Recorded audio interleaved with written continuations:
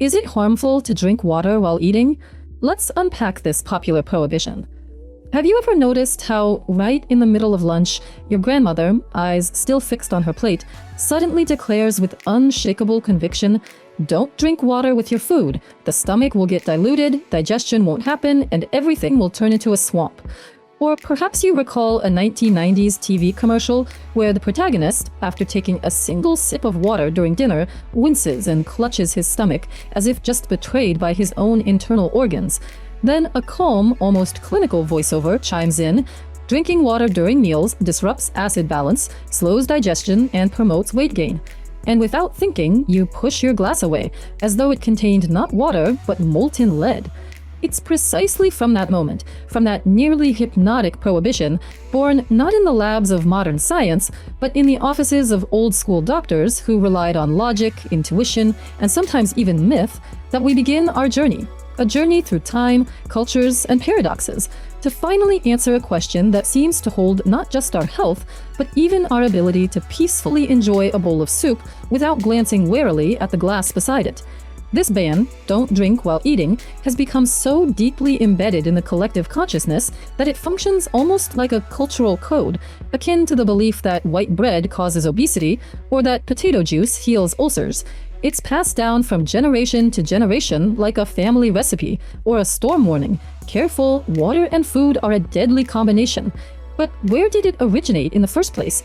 Why water specifically? Why not juice, tea, or compote? Why specifically during meals and not before or after?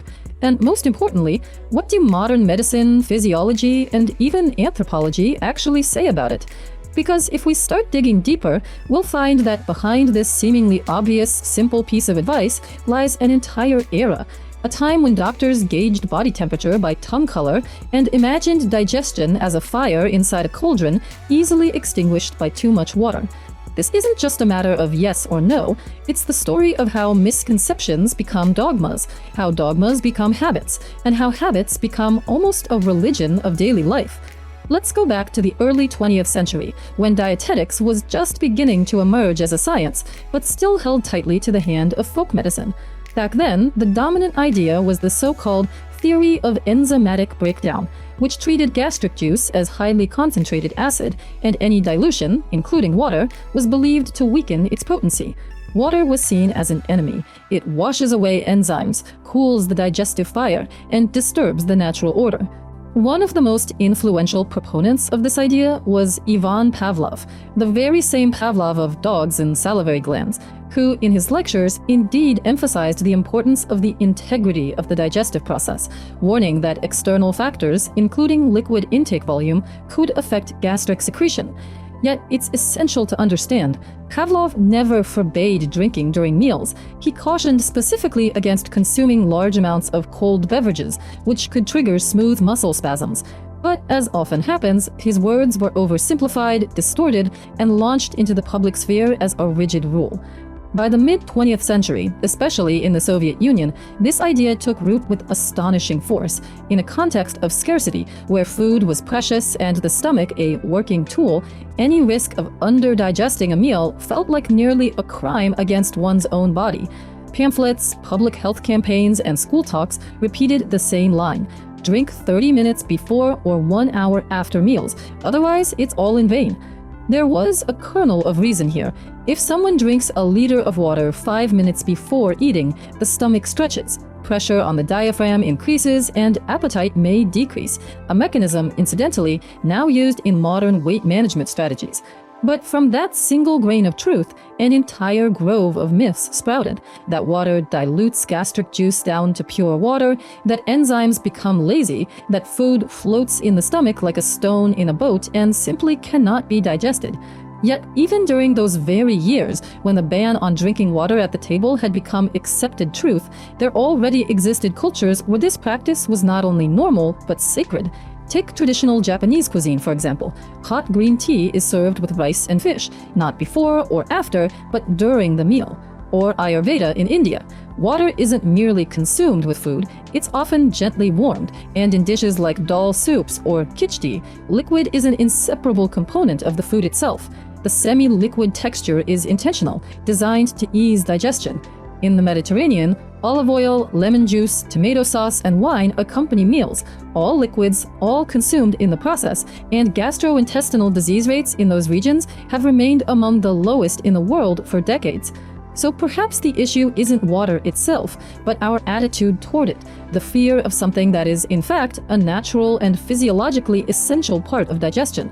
Let's finally step inside the human body, not metaphorically, but literally.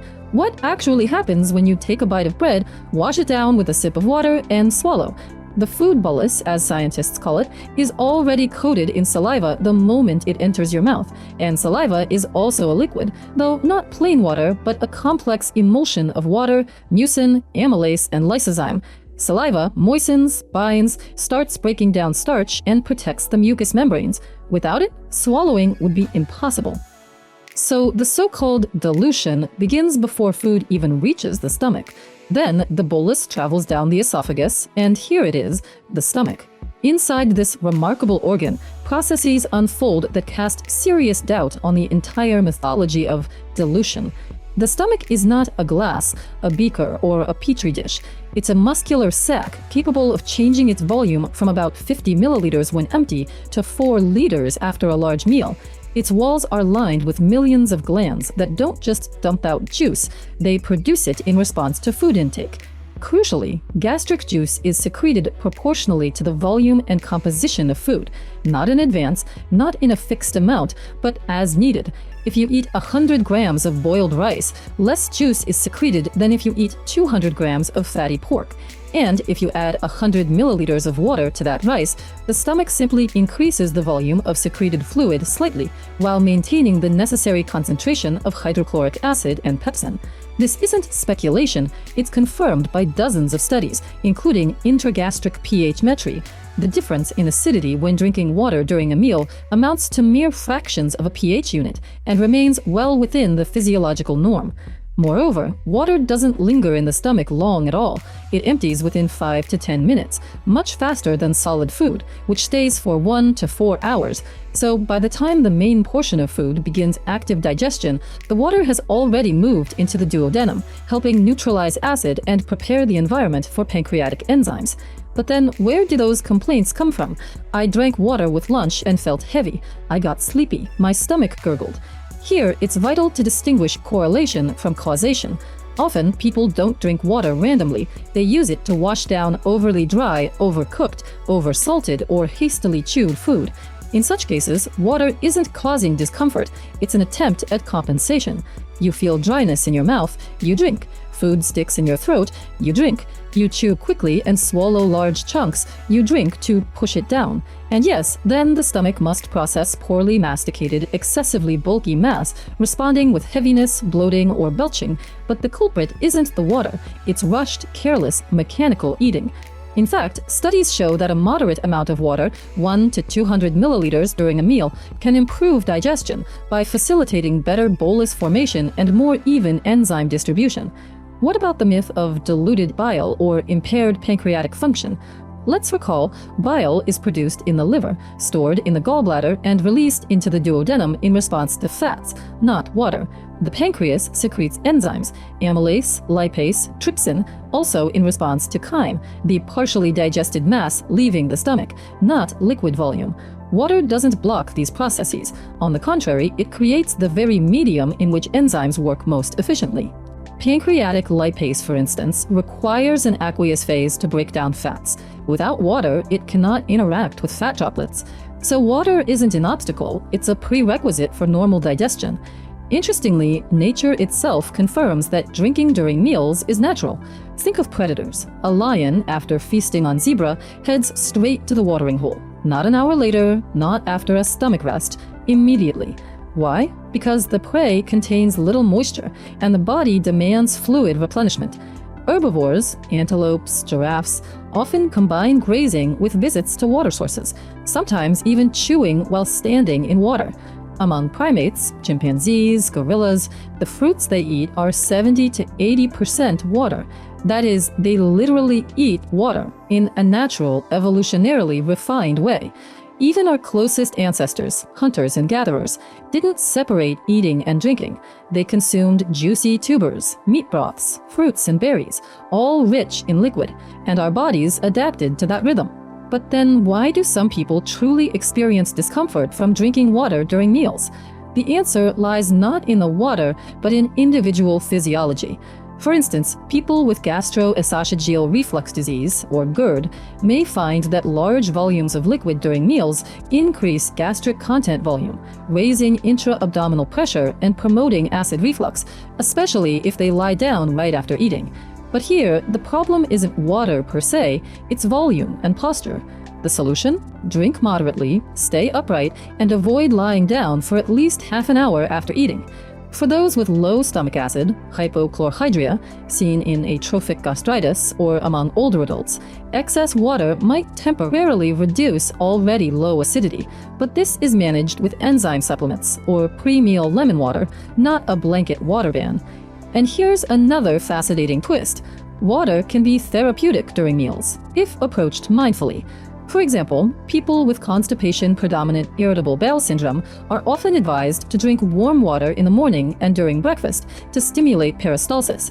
In dysphagia, swallowing disorders, especially in the elderly, water helps safely move food and prevents aspiration. With abnormally thick saliva, as in Sjogren's syndrome or post-radiation therapy, water at mealtimes is not just helpful, but essential. Even in pediatrics, babies, especially during weaning, often drink water alongside porridge or purees, and this doesn't harm them. On the contrary, it supports healthy feeding behavior and builds a positive association between food and comfort, not food and struggle. Still, if water is so harmless, why does the myth persist so stubbornly? Because it does contain a kernel of caution, just not about water. For example, drinking carbonated beverages with meals can cause bloating, as CO expands the stomach and triggers belching. Very cold water, especially with existing GI conditions, may spasm the pylorus and slow gastric emptying. Large volumes, over 300 milliliters at once, can suppress appetite, helpful for weight loss, harmful in cases of malnutrition or anorexia. Sweet juices or caffeinated drinks aren't water at all. They contain active compounds that interfere with the absorption of iron, calcium, and B vitamins. But plain water, still unsweetened, uncolored, remains neutral, even beneficial. We must also address one of the most pervasive scare stories. Water washes away beneficial gut bacteria. This is scientifically absurd. Intestinal flora adhere to the mucosal lining, live in protective biofilms, and are shielded by mucus. No 300 milliliters of water will wash them away. In fact, dehydration harms the microbiome. Mucus thickens, peristalsis slows, and bacteria lose their habitat. Water isn't the enemy of flora, it's its ally. Another myth: drinking water with meals makes you gain weight.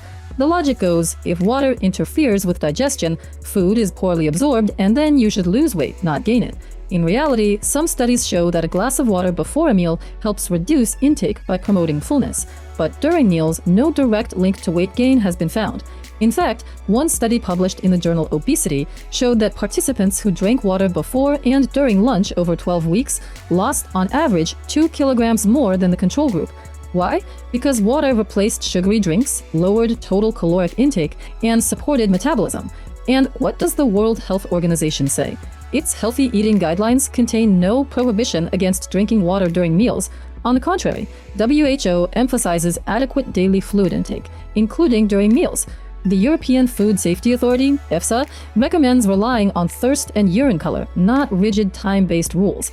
The American Gastroenterological Association states outright there is no scientific evidence that moderate water consumption during meals harms a healthy person.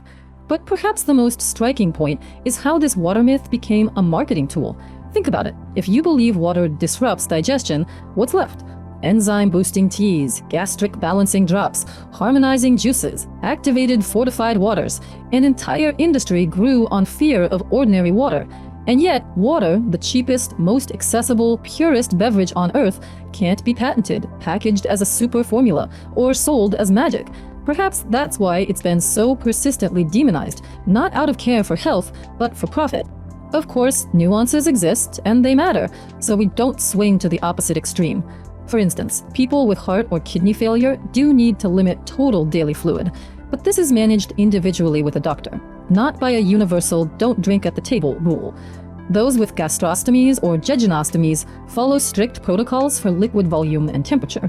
But for the vast majority, for you, for me, for our children and parents, drinking water during meals is not only safe, but logical, natural, and physiologically sound. Imagine this. You're eating soup. It's a liquid dish. It already contains water, broth, vegetable stock. You add a spoonful of sour cream, more liquid.